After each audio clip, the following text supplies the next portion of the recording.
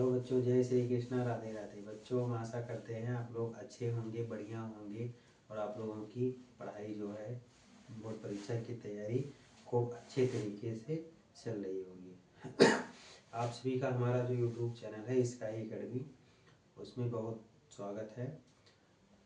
आज जो आपका विज्ञान है, उस विज्ञान का जो फिजिक्स वाले पार्ट का लेसन है विद्युत, उसके जो है 60 नोट्स लेकर आए हैं। तो आइए हम लोग देखते हैं जो है आपका जो है 60 नोट्स। ठीक है,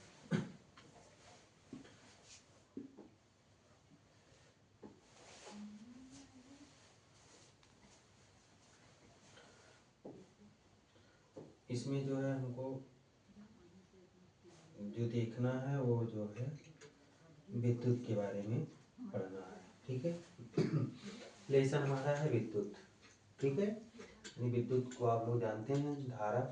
ठीक है, जो पावर होती है उसी को हम लोग क्या कहते हैं, विद्युत कहते हैं, इलेक्ट्रिसिटी। ठीक है, जिसको हम क्या कहते हैं, इलेक्ट्रिसिटी भी कहते हैं। उसमें पहली जो हेडिंग दी गई है आवेश। आवेश परमाणु का एक मूल कण है। ये धनात्मक भी हो सकता है और ऋणात्मक भी हो सकता है। ठीक है, जो आवेश है, आवेश, ठीक है, आवेश जो है वो किसी भी परमाणु का जो है क्या है, मूल कण है। ठीक, तो ये आपका धनायन भी हो सकता है और ऋणायन भी हो सकता है, और इसको जो हम प्रदर्शित करते हैं वो क्यू से प्रदर्शित करते हैं। ठीक है, हम किससे प्रदर्शित करते हैं, क्यू से प्रदर्शित करते हैं। और इसका जो मात्रक होता है वो कूलाम होता है। मात्रक क्या होता है, कूलाम होता है।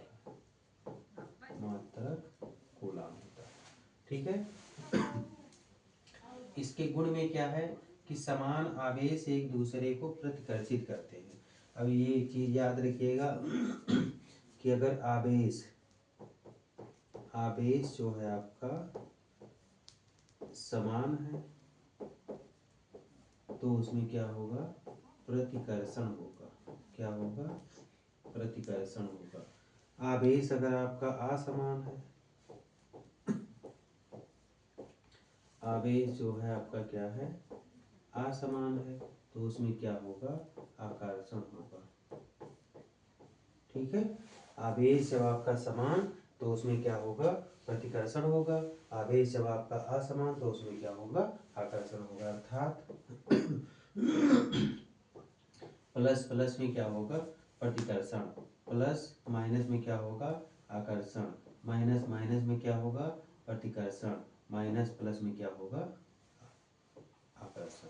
ठीक है, तो जब आवेश आपका समान होगा तो क्या होगा, प्रतिकर्षण होगा। जब आवेश आपका विपरीत होगा यानी असमान होगा तो क्या होगा, आकर्षण होगा। और असमान आवेश एक दूसरे को आकर्षित करते हैं। कूलाम आवेश का एसआई मात्रक है, जो अभी पहले ही बता दिए कि जो कूलाम है वो क्या है, आवेश का एसआई मात्रक। एक कूलाम आवेश बराबर होता है 6 × 10⁻18 इलेक्ट्रॉनों पर उपस्थित आवेश। और एक इलेक्ट्रॉन पर जो आवेश होता है 1.6 × 10⁻−19 ऋणात्मक आवेश होता है। ठीक है, अगर इलेक्ट्रॉन पर है तो क्या होगा, ऋणात्मक आवेश होगा, 1.6 × 10⁻−19। ये जो सी लिखा है इसका मतलब है कूलाम। ठीक है, उसके बाद में Q बराबर होता है एन ई। ये सूत्र होता है Q बराबर, यानी जहाँ पर Q कुल आवेश है, एन इलेक्ट्रॉनों की संख्या है, E एक इलेक्ट्रॉन पर लगा हुआ आवेश है। फिर आता है विद्युत धारा। आवेश के प्रवाहित होने की दर को हम क्या कहते हैं, विद्युत धारा कहते हैं। ठीक है, आवेशों के प्रवाह की दर को क्या कहा जाता है, विद्युत धारा कहा जाता है। विद्युत धारा का सूत्र होता है आवेश बटे समय। सॉरी, यानी एक समय लिया जाए, जितने समय में, ठीक है, जितना आवेश प्रवाहित होगा, जितना आवेश प्रवाहित होगा वो क्या कहलाएगा, विद्युत धारा कहलाएगा। ठीक है, इसका सूत्र होता है I बराबर Q/T। I यहाँ पर धारा है, Q आवेश है, T यहाँ पर क्या है, समय है। ठीक है। धारा का एसआई मात्रक एम्पियर होता है, यानी जो धारा है विद्युत धारा उसका मात्रक क्या होता है, एम्पियर। 1 एम्पियर बराबर होता है 1 कूलाम/1 सेकेंड, यानी 1 कूलाम/1 सेकेंड। तो एक जो है माइक्रो एंगस्ट्राम एम्पियर बराबर 1 मिली एम्पियर 10⁻³ एंगस्ट्राम।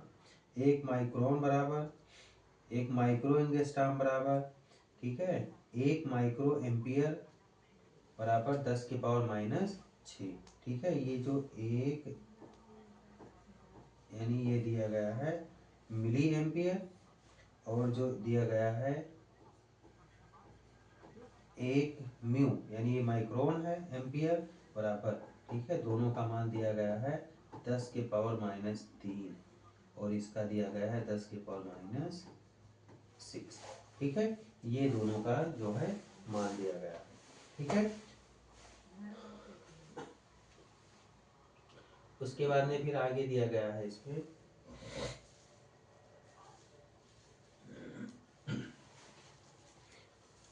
प्रतिवर्ती प्रतिरोधक अथवा धारा नियंत्रक, एमीटर वोल्ट मीटर, ये दोनों है। फिर आता है ओम का नियम। ठीक है, किसी विद्युत परिपथ में धातु के तार दो सिरों के बीच विभवांतर उसमें प्रवाहित होने वाली विद्युत धारा के समानुपाती, परंतु तार का तापमान समान रहता है। ठीक है, अर्थात P × R। ठीक है, क्या होता है B × R। ठीक है, अर्थात B बराबर IR। ये होता है इनका ओम के नियम का सूत्र होता है। यहाँ पे R क्या है, एक नियतांक यानी कांस्टेंट है। R क्या है, नियतांक है, इसे तार का प्रतिरोध कहते हैं। P विभवांतर होता है और A एम्पियर अर्थात धारा होती है। ठीक है, फिर है प्रतिरोध। यह चालक का वह गुण है जिसके कारण वह प्रवाहित होने वाली धारा का विरोध करता है। ठीक है, ये चालक का वह गुण होता है जिसके कारण वह प्रवाहित होने वाली धारा का विरोध करता है। यह सही मात्रक ओम होता है। ठीक है, इसका जो है सही मात्रक क्या होता है, प्रतिरोध का ओम होता है। 1 ओम बराबर 1 वोल्ट/1 एम्पियर, ये इसका जो है सूत्र होता है। अगर 1 ओम आपको निकालना है तो 1 वोल्ट/1 एम्पियर बराबर किसके हो जाएगा, 1 ओम के हो जाएगा। फिर है जब परिपथ में से 1 एम्पियर की धारा प्रवाहित हो रही हो तथा विभवांतर 1 वोल्ट हो तो प्रतिरोध हमारा 1 ओम कहलाता है। यानी कोई परिपथ दिया गया हो, उसमें 1 वोल्ट की धारा, ठीक है 1 एम्पियर की धारा तथा जो विभवांतर है 1 वोल्ट हो, यानी 1 वोल्ट पर 1 एम्पियर की धारा प्रवाहित हो रही हो तो वो क्या कहलाएगा, 1 ओम कहलाएगा। ठीक है, फिर आता है धारा नियंत्रक। परिपथ में प्रतिरोध को परिवर्तित करने के लिए जिस युक्ति का उपयोग किया जाता है उसे धारा नियंत्रक कहते हैं। ठीक है, जैसे परिपथ है उसमें धारा प्रवाहित हो रही है तो उसको रोकने के लिए या परिवर्तित करने के लिए या मोड़ने के लिए कुछ भी जिस हम यंत्र का उपयोग करते हैं वो हमारा क्या कहलाता है, धारा नियंत्रक कहलाता है। अब कुछ कारक ऐसे दिए गए हैं जिन पर जो है ये निर्भर करता है। ठीक है, तो पहला होता है चालक की लंबाई के समानुपाती होता है, यानी जो चालक की लंबाई दी रहेगी उसके क्या होगा, समानुपाती होगा। अनुप्रस्थ काट के क्षेत्रफल के व्युत्क्रमानुपाती होता है, जो उसका क्षेत्रफल होता है, ठीक है, उसके वो व्युत्क्रमानुपाती होता है उल्टा। ठीक, तापमान के समानुपाती होता है, जो उसका तापमान होगा, टेम्परेचर होगा, उसके वो क्या रहेगा, समानुपाती रहेगा। पदार्थ की प्रकृति पर निर्भर करता है। पदार्थ की प्रकृति कैसी है, ठोस है, द्रव है, गैस है, ये कैसी है, उस पर निर्भर करेगा। ठीक है, तो जो धारा नियंत्रक है वो किस पर निर्भर करता है, चालक के लंबाई पर, क्षेत्रफल पर, समान वो तापमान पर और उसकी प्रकृति पर, इन 4 बिंदुओं पर वो जो है निर्भर करता है।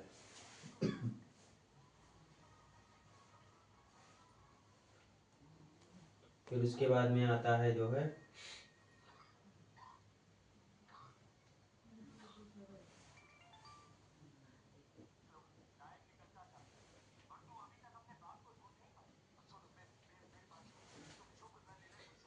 आता है कि पार्श्व क्रम में संयोजित प्रतिरोधक।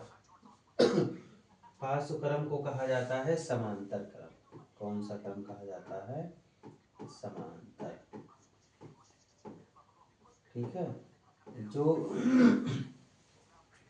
संयोजित प्रतिरोध होता है, प्रतिरोध को दो रूपों में जोड़ा जा सकता है, एक श्रेणी क्रम में और एक समांतर क्रम में। उसी समांतर क्रम को हम क्या कहते हैं? पार्श्व क्रम कहते हैं। ठीक है। पार्श्व क्रम में प्रत्येक प्रतिरोधक के सिरों पर विभवांतर उपयोग किए गए विभवांतर के बराबर होता है तथा कुल धारा प्रत्येक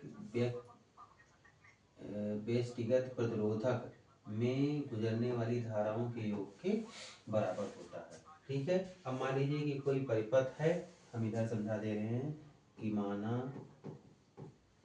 परिपथ में प्रवाहित धारा, यानी जो प्रवाहित होने वाली कुल धारा है वो क्या है? आई है। ठीक है। तथा भिन्न भिन्न बिंदुओं पर जो प्रवाहित धारा है, ठीक है, वो क्या है? I1, I2, I3 है। एवं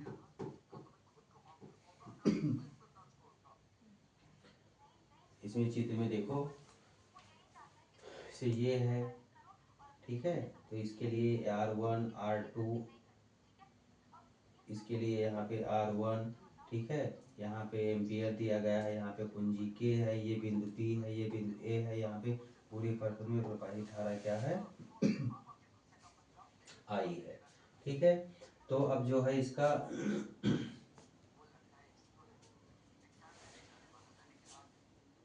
एक सूत्र होता है B बराबर I R। ठीक। ये किसका सूत्र है? ओम का नियम है। किसका नियम है? ओम का नियम। बिल्कुल बहुत शॉर्ट फॉर्म में बता रहे हैं, ज़्यादा हम विस्तार से कर ही नहीं रहे। ठीक है। यहाँ से हम निकाल सकते हैं I बराबर क्या हो जाएगा? P अपान R। ठीक। तो जब इसी सूत्र से हम लगा देंगे, यानी जब हमारी विद्युत हमारे परिपथ में प्रवाहित धारा I1 होगी, ठीक है, जब I होगी तो ये है, जब I1 होगी तब क्या होगा? P अपान R1 होगा। जब I2 है तब क्या होगा? P अपान R2 होगा। जब I3 है तब क्या होगा? P अपान R3। ठीक। अब इस प्रकार से जो है क्या करेंगे? ठीक है। I बराबर I1, I2, I3 को जोड़ दीजिए। तो I बराबर यहाँ पर क्या है? B अपान R। और ये आपका I1 बराबर क्या दिया गया है? B अपान R1 प्लस B अपान R2 प्लस B अपान R3। ठीक है। अब यहाँ से B अपान R बराबर B कॉमन कर दीजिए और यहाँ पर बचेगा 1 अपान R1 प्लस 1 अपान R2 प्लस 1 अपान R3। ये भी और ये भी यहाँ से कट गया, तो आपका बचा क्या? 1 अपान R बराबर 1 अपान R1 प्लस 1 अपान R2 प्लस 1 अपान R3। यही जो था आपका पार्श्व क्रम का सूत्र था। ये जो डेरिवेशन है ये पेपर में आपके आता है। ठीक है। ये जो डेरिवेशन आपका दिया गया है ये पेपर में आपके आता है। इस चीज़ को आप लोग नोट करके रखिएगा। ठीक है। ज़्यादा इसमें इधर उधर भटकने की आवश्यकता नहीं है। ठीक है। एकल तुल्य प्रतिरोध का व्युत्क्रम पृथक होता है, प्रतिरोधों के व्युत्क्रमों के योग के बराबर होता है। ये इस पर हम लिख सकते हैं। ठीक है। फिर श्रेणी क्रम संयोजन की तुलना में पार्श्व क्रम संयोजन के लाभ। ठीक है। अब श्रेणी क्रम में जो संयोजन किया गया है उसकी तुलना में जो हम पार्श्व क्रम का संयोजन करते हैं यानी समांतर क्रम में, तो उसका लाभ क्या मिलता है? श्रेणी क्रम संयोजन में जब एक अवयव खराब हो जाता है तो परिपथ टूट जाता है तथा कोई भी अवयव काम नहीं करता। जैसे आप लोग देखे होंगे एक लड़ी लगती है, लड़ी जो दीपावली में, ठीक है, तो वो लड़ी जो है वो श्रेणी क्रम में जुड़ा होता है। अगर उसका एक बल्ब फ्यूज हो गया तो पूरी लड़ी बंद हो जाएगी तुरंत, ठीक है। वो श्रेणी क्रम का मतलब है कि जैसे मान लीजिए यहाँ पर एक बल्ब लगा हुआ है तो वो ऐसे ऐसे जुड़ा रहेगा, ऐसे ऐसे जुड़ा रहेगा।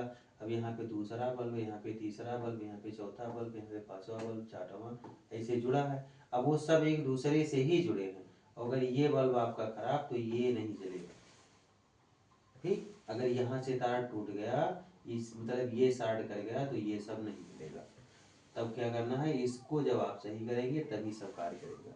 लेकिन समांतर क्रम में क्या होता है कि वो एक दूसरे से नहीं, वो एक जो है समांतर क्रम में जुड़े, वो जो पार्श्व क्रम में जुड़े होते हैं समांतर क्रम में, वो क्या होता है कि जो है वो एक नियम से जुड़े हैं समांतर क्रम में। यानी वो अगर एक बल्ब आपका खराब है तो उसमें एक वायर ऐसे पहले सीधे जाता है, ठीक। अब ये और यहाँ से सब कनेक्टेड है। अब ये जो धारा चल रही है ये यहाँ से यहाँ तक सीधे जा रही है, ठीक। आपकी विद्युत धारा प्रवाहित हो रही है। अब अगर ये वाला यंत्र आपका बंद हो गया तो ये यंत्र बंद नहीं होगा। क्यों? क्योंकि विद्युत धारा आ रही है तो सीधे आ रही है, यहाँ तक जा रही है। मान लीजिए यहाँ पे आपका जो है इंड पॉइंट है। अब ये यंत्र नहीं चल रहा है तो ये नहीं चलेगा, उससे कोई फर्क नहीं पड़ेगा। इधर वाले यंत्र सारे आपके चलते रहेंगे, ठीक है। तो ये है समांतर क्रम में जोड़ने का लाभ, ठीक है। समांतर क्रम और श्रेणी क्रम में यही अंतर है। अलग अलग अवयवों में अलग अलग धारा की जरूरत होती है, ये गुण श्रेणी क्रम में उपयुक्त नहीं है, ठीक है। इसमें क्या होता है कि जितने भी अवयव रहेंगे तो उसके लिए अलग अलग जो है धारा की आवश्यकता पड़ेगी। क्योंकि श्रेणी क्रम में धारा एक जैसी रहती है, श्रेणी क्रम में एक ही धारा सबको जोड़ती हुई चली जाती है। आगे वाला डिस्टर्ब तो सब डिस्टर्ब। फिर है विद्युत धारा का तापीय प्रभाव। यदि एक विद्युत परिपथ विशुद्ध रूप से प्रतिरोधक है तो स्रोत की ऊर्जा पूर्ण रूप से ऊष्मा के रूप में क्षयित होती है। इसे विद्युत धारा का तापीय प्रभाव कहा जाता है। अर्थात ऊर्जा शक्ति जो दी गई है, ऊर्जा बराबर शक्ति गुणे समय, अर्थात एच बराबर पी इंटू टी, अर्थात एच बराबर p into b i t. P बराबर जो होता है बी आई होता है, तो हम पी के स्थान पर बी आई रख सकते हैं। अर्थात एच बराबर आई स्क्वायर आर टी कर सकते हैं, जो कि आगे से आया है। पी बराबर बी आई, बी बराबर आई आर, एच क्या है, एक प्रकार का उसमें ऊर्जा है, ठीक। तो ये था आपका डेरिवेशन, बहुत इंपॉर्टेंट है, इस चीज को आप लोग याद रखिएगा। इसको तैयार भी कर लीजिएगा।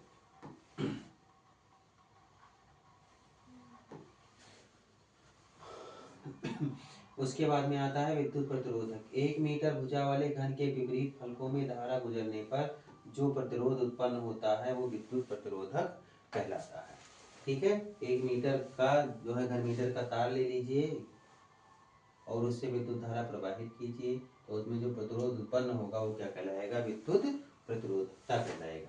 इसका एसआई मात्रक ओम मीटर होता है। प्रतिरोधकता चालक की लंबाई व अनुप्रस्थ काट के क्षेत्रफल के साथ नहीं बदलती, परंतु तापमान के साथ परिवर्तित होती रहती है। ये पहला इसका जो है सिद्धांत है। धातु व मिश्र धातुओं का प्रतिरोधकता परिसर 10 के पावर -8 10 के पावर -6 ओम मीटर होता है। मिश्र धातुओं की प्रतिरोधकता उसकी अवयवी धातुओं से अपेक्षाकृत अधिक होती है, ठीक है। जो मिश्र धातु होते हैं उसकी प्रतिरोधकता जो है अवयवी धातुओं से अधिक होती है। मिश्र धातुओं का उच्च तापमान पर शीघ्र ही उपचयन यानी दहन नहीं होता, उपचयन माने दहन नहीं होता, अतः इनका उपयोग तापन युक्तियों में किया जाता है, ठीक है। तांबा व एल्युमिनियम का उपयोग विद्युत संचरण के लिए किया जाता है क्योंकि उनकी प्रतिरोधकता कम होती है। अक्सर आप देखते होंगे जो चालक तार बनाया जाता है या तो बनाया जाएगा का या फिर बनाया जाएगा एल्यूमिनियम का। ठीक है। प्रतिरोधकों का श्रेणी क्रम में संयोजन, अभी तक आप इसके पहले क्या पढ़े, समांतर क्रम में पढ़े थे, आप किसके बारे में पढ़ना है, श्रेणी क्रम में पढ़ना है। ठीक है। जब 2 या 3 प्रतिरोधक को एक सिरे से दूसरा सिरा मिलाकर जोड़ा जाता है तो संयोजन श्रेणी क्रम संयोजन कहलाता है। श्रेणी क्रम में कुल प्रभावित प्रतिरोध यहाँ पे R1 है, R2 है, R3 यानी 3 प्रतिरोध है। तो तुल्य प्रतिरोध क्या होगा, जो दिया गया प्रतिरोध है वो R1, ठीक है, R2 और R3 है। अब इन सबका जो तुल्य प्रतिरोध होगा वो क्या होगा, R होगा, अगर इन सबको हम क्या करते हैं, जोड़ देते हैं तो। ठीक है। और विभवांतर जो है इसमें दिया गया है अगर विभवांतर भिन्न भिन्न मान लिया जाए, ठीक है, तो B बराबर क्या होगा, B1 plus B2 plus B3। अब जो लिखने वाली चीजें हैं वो बीच में हम नहीं लिख रहे हैं, उसको आप लोग देख लीजिए। तो अभी जस्ट B बराबर क्या आया था, IR। B बराबर क्या आया था आपका सूत्र, IR, ये जो है। ठीक है। तो यहाँ पे लिखिए B बराबर IR, तो यहाँ पे क्या हो जाएगा, IR1। जब B1 निकालेंगे, ठीक है, तो IR1 प्लस B2 निकालेंगे तो IR2। ठीक, यही है सूत्र। और प्लस B3 निकालेंगे तो IR3। अब यहाँ से I कॉमन कर दीजिए और R1 plus R2 plus R3 ये कर दीजिए, और यहाँ पे I से I काट दीजिए तो आपका बचेगा क्या, R बराबर R1 plus R2 plus R3। यही आपका क्या था, डेरिवेशन था। ठीक है। तो ये जो समांतर क्रम और श्रेणी क्रम का संयोजन है, ये दोनों बहुत इंपॉर्टेंट है। दोनों में से एक आपकी बोर्ड परीक्षा में आएगा, बिल्कुल तय है, 100% तय है। इसको आप लोग नोट करके रखिएगा।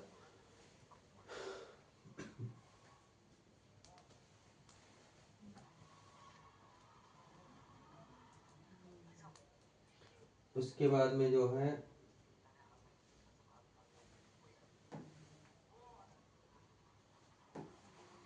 फिर है पार्श्व क्रम में संयोजित प्रतिरोधक। जो पार्श्व क्रम है ये तो हो गया आपका संयोजित प्रतिरोधक जो दिया गया है।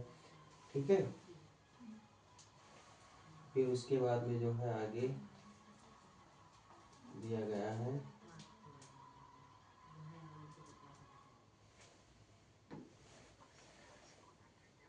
जूल का विद्युत धारा का तापन का नियम। जो जूल एक वैज्ञानिक थे, उनका जो विद्युत धारा का एक तापमान का नियम था उसके बारे में जानना है। इस नियम के अनुसार क्या था कि किसी प्रतिरोध में उत्पन्न ऊष्मा विद्युत धारा के वर्ग के समानुपाती होता है। ठीक है।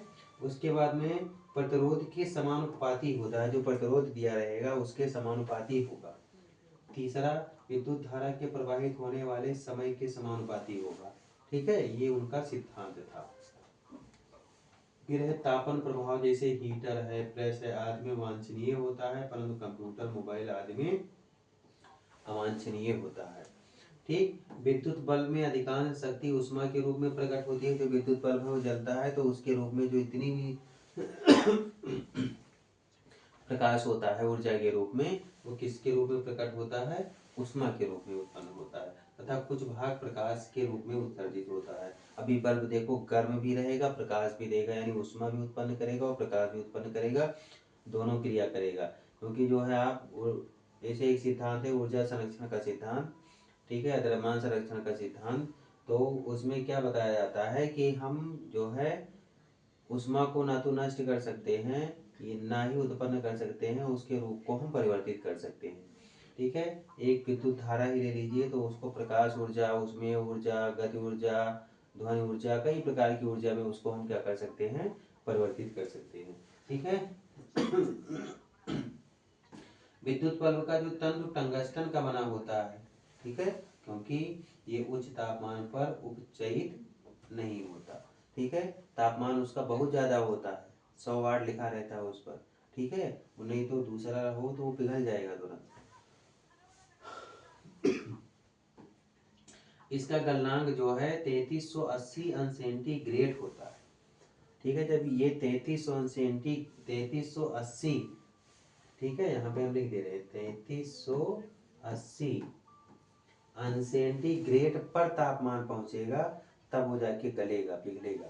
ठीक है, बल्बों में रासायनिक दृष्टि से अक्रिय नाइट्रोजन तथा आर्गन गैस भरी जाती है, जिससे तंतु की आयु में वृद्धि हो जाती है।